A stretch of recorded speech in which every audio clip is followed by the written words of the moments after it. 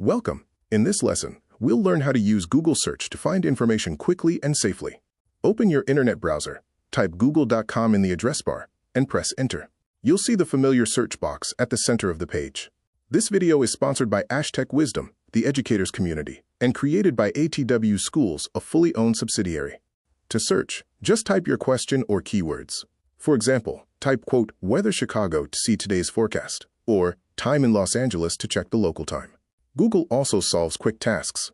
Define phishing shows a definition, and typing 251.08 by 5 calculates the result. You can refine results with a few tricks. Use quotes for exact phrases, like senior benefits. Add cite.gov or cite.edu for trusted sources. Use a minus sign to remove words, such as phone plan, contract. Add file type, PDF, to find handouts or guides. Click Tools to filter results by date, for example, past month. Under Settings, turn on SafeSearch to reduce explicit or unsafe content.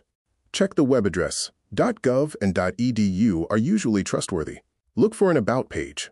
And remember, results labeled Sponsored are ads. Now it's your turn. Type Zoom Basics PDF into Google and see what comes up. That's it. With these simple tips, you can use Google Search with confidence.